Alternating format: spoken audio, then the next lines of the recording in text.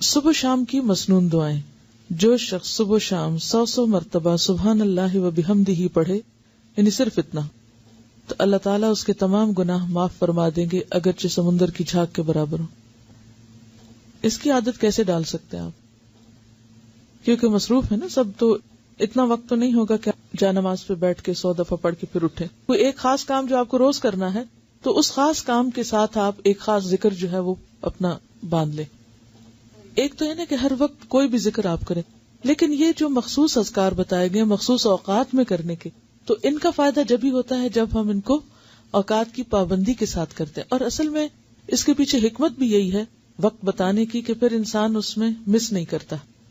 صبح ہوئی، اللہ کی یاد آئی، اور سنت کے مطابق جو آپ صلی اللہ علیہ وسلم نے بتایا وہ ذکر کرنا. ویسے تو آپ کوئی بھی کر سکتے ہیں، ہر ذکر میں فائدہ ہے، لیکن آپ کے نقش قدم پہ چلنا، جہاں آپ نے قدم رکھا وہیں پیچھے رکھنا، اس کا لطف ہی کچھ اور ہے. ٹھیک ہے نا، یعنی اس میں تھوڑا فرق ہو جاتا ہے. پھر چلیے، آپ صلی اللہ علیہ وسلم نے فرمایا صبح شام 3 مرتبہ یہ دعا پڑھنے والا دن اور رات کی تکلیفوں اور نقصان سے محفوظ رہتا ہے. بسم اللہ الذی لا یضر مع اسمہ شیء فی الارض ولا فی السماء وہو السمیع العلیم. صبح شام اس اللہ تعالی کا نام لیتا ہوں جس کے نام کی وجہ سے زمین و آسمان کی کوئی چیز نقصان نہیں پہنچا سکتی، اور وہ سننے اور جاننے والا ہے.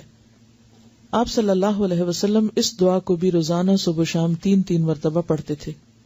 اللہم عافنی فی بدنی، اللہم عافنی فی سمعی، اللہم عافنی فی بصری، لا الہ الا انت. اس دعا کو آپ صبح اور شام کے مثلا سنت کے بعد یا فرض کے بعد اگر مقرر کر لیں تو انشاءاللہ تعالی پھر بھولیں گے نہیں. اے اللہ میرے بدن میں عافیت عطا فرما، اے اللہ میری سماعت میں عافیت عطا فرما، یعنی میرے کان ٹھیک رکھ.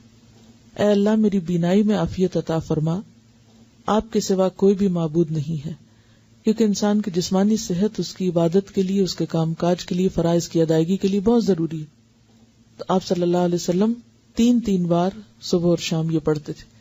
اب ویسے تو آپ ایک بار بھی پڑھ سکتے ہیں، لیکن اصل سنت کیا ہے؟ پھر 3 بار پڑھنا. آپ صلی اللہ علیہ وسلم نے فرمایا کہ جو شخص سورہ اخلاص، سورہ فلق اور سورۃ الناس صبح شام 3 بار پڑھے گا تو وہ ہر قسم کی آفت سے محفوظ رہے گا. ترمذی کی روایت ہے. آپ صلی اللہ علیہ وسلم نے سیدہ فاطمہ رضی اللہ تعالی عنہا کو ہر صبح و شام یہ دعا مانگنے کا حکم دیا تھا، یعنی آپ نے اپنی بیٹی کو یہ دعا سکھائی تھی. یا حی یا قیوم برحمتک استغیث فاصلح لی شأنی کلہ ولا تکلنی الی نفسی طرفۃ عین. اے ہمیشہ زندہ اور قائم رہنے والے، آپ ہی کی رحمت کا واسطہ دے کر فریاد کرتا ہوں کہ میرے سب کاموں کو درست کر دیں اور مجھے میرے نفس کی طرف پلک جھپکنے کی دیر کے لیے بھی حوالے نہ کریں. اس کا کیا مطلب ہے؟ مجھے میرے نفس کے حوالے ایک پلک جھپکنے کی دیر بھی نہ کریں. کیوں؟ مجھے مسلسل اپنی حفاظت میں رکھیں، میں بھٹکنے نہ پاؤں. ومن یکفر بالطاغوت، تو طاغوت میں سب سے پہلے خود اپنا نفس آتا ہے. ان النفس لامارۃ بالسوء. اور اگر انسان اپنے نفس کی باتیں ماننے لگ جاتا تو کبھی بھی پھر وہ اللہ کی بات نہیں ماننے دیتا. تو انسان نفس کے حوالے ہوا نہیں اور پھسلا نہیں اور گیا نہیں. ٹھیک ہے، تو اس لیے یہ دعا بھی بہت اہم ہے اور بہت ضروری ہے. تو نفس کے حوالے ہونے کا مطلب کیا ہے؟ برائی کی طرف جانا. اور اس میں آپ دیکھیے کہ آپ سارا دن عہد کریں گے میں نے یہ نہیں کرنا ہے، ایسا نہیں بولنا، ایسا نہیں کرنا، اور لمحے بھر کے لیے کیا ہوتا ہے؟ منہ سے بات نکل جاتی، آپ ایک دم غصے میں آ جاتے ہیں، آپ ایک دم وہ کہہ آتے ہیں جو سویر سے وعدہ کر رہے تھے شام تک کہ اب آج سے میں نے یہ جملہ نہیں بولنا یا یہ کام نہیں کرنا. وہ لمحے بھر کے لیے آپ نفس کے حوالے ہوئے اور گئے. تو یہ دعا بہت ہی زبردست دعا ہے کہ یار اب میں تو اپنے آپ پر، خود پر ایک لمحے کے لیے بھی بھروسہ نہیں کر سکتا، لمحے کے لیے بھی مجھے نہیں ادھر جانا، کیونکہ ہمارے ساتھ نفس بھی ہے، شیطان بھی ہے. تو یہ ایسے دشمن ہیں، ایسی طاقتیں ہیں کہ جن کا مقابلہ ہم تنہا نہیں کر سکتے، یہ صرف اللہ کی مدد سے ہو سکتا ہے. اس لیے صبح اور شام، ورنہ بعض اوقات انسان کہیں ایک دفعہ تو مانگ چکا، اب اور کیا مانگنا، روز کیا یہی مانگنا.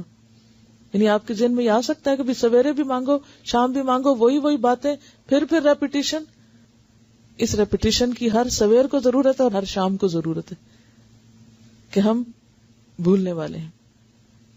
پھر سید الاستغفار.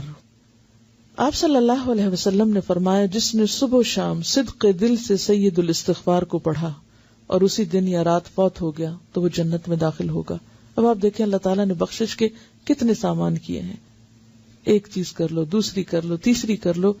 یعنی یہی اس کی رحمت ہے کہ اس نے چھوڑا نہیں بھٹکنے کے لیے، یا اللہ بندوں پہ ظلم نہیں کرتا. لیکن اگر بندے خود ہی غفلت کے شکار رہیں اور کسی بھی چیز سے فائدہ نہ اٹھائیں تو پھر جبر نہیں کرتا اللہ تعالیٰ. سید الاستغفار یہ ہے: اللہم انت ربی لا الہ الا انت خلقتنی وانا عبدک وانا علی عہدک ووعدک ما استطعت اعوذ بک من شر ما صنعت ابوء لک بنعمتک علی وابوء بذنبی فاغفر لی فانہ لا یغفر الذنوب الا انت. اے اللہ، آپ ہی میرے رب ہیں، آپ کے سوا کوئی عبادت کے لائق نہیں. آپ نے مجھ کو پیدا کیا ہے اور میں آپ کا بندہ ہوں، اور میں اپنی طاقت کے مطابق آپ سے کیے ہوئے عہد اور وعدے پہ قائم ہوں. میں اپنے برے اعمال کے وبال سے آپ کی پناہ چاہتا ہوں. میں آپ کی نعمتوں کا اقرار کرتا ہوں، یعنی جو بھی آپ نے نعمتیں مجھ پر کی ہیں ان سب کا اعتراف کرتا ہوں، اور اپنے گناہوں کا بھی اعتراف کرتا ہوں. یعنی ایک طرف تو نے مجھے اتنا کچھ دیا اور دوسری طرف میرے گناہوں کے ڈھیر ہیں. آپ میرے گناہوں کو معاف فرما دیجئے، کیونکہ آپ کے سوا کوئی بھی گناہوں کو معاف نہیں کر سکتا. یعنی کسی انسان، کسی جن، کسی فرشتے کے اختیار میں نہیں کہ وہ بندے کے قصور معاف کر سکے. اصل معافی اللہ ہی کی طرف سے ہے.